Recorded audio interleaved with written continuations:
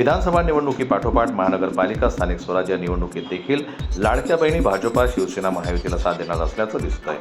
मात्र महानगरपालिका निवडणुकीसमोर काँग्रेसनं लाडकी बहीण योजनेला विरोध सुरू केला होता, तर आता भाजपनं त्याला कळीचा मुद्दा केला आहे। ठिकठिकाणच्या सभांमधून भाजपनं 2.5 कोटी लाडक्या बहिणी काँग्रेसला धडा शिकवतील असं भावनिक आवाहन सुरू केलं आहे।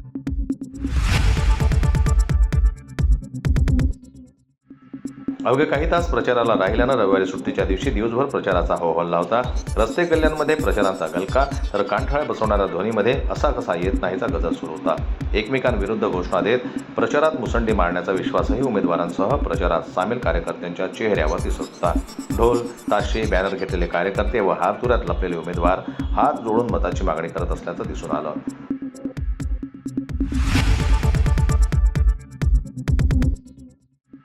सध्या नागपुरात महानगरपालिका निवडणुकीचा प्रचार अंतिम टप्प्यात आहे। केंद्रीय मंत्री नितीन गडकरी आणि मुख्यमंत्री देवेंद्र फडणवीस यांच्या सभा नागपुरात ठिकठिकाणी सुरू आहेत। अशातच दिनांक 12 रोजी नितीन गडकरी हे नागपूरच्या जनतेशी थेट संवाद साधणार आहेत। गडकरींसोबत चनापोहा या शीर्षकांतर्गत होणाऱ्या कार्यक्रमात गिरीजा ओक त्यांच्याशी संवाद साधणार आहेत। सक्करदरा येथील नागपूर सुधार प्रन्यास बगीचा इथं हा कार्यक्रम आयोजित करण्यात आला आहे।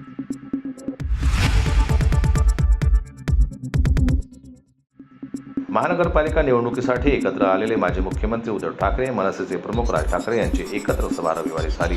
या सभेला हजारोंचा जनसागर उपस्थित होता। विशेष म्हणजे या सभेत राज ठाकरे यांनी जोरदार भाषण केलं। त्यांनी आपल्या भाषणात सत्ताधाऱ्यांवर सडकून टीका केली। मतं विकत घेतली जात आहेत। आज मुंबईवर संकट आलंय, त्यामुळेच आम्ही एकत्र आलो आहोत असं राज ठाकरे म्हणाले। सोबतच त्यांनी आपल्या जुन्या आठवणींनाही उजाळा दिला।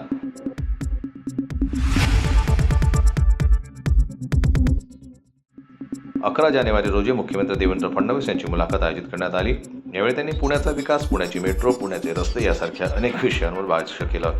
विशेष म्हणजे त्यांनी आपल्या या मुलाखतीत माजी मुख्यमंत्री उद्धव ठाकरे यांचा मित्र म्हणून उल्लेख केला। मित्र म्हणून फडणवीसांनी ठाकरेंवर टोलेबाजी केली।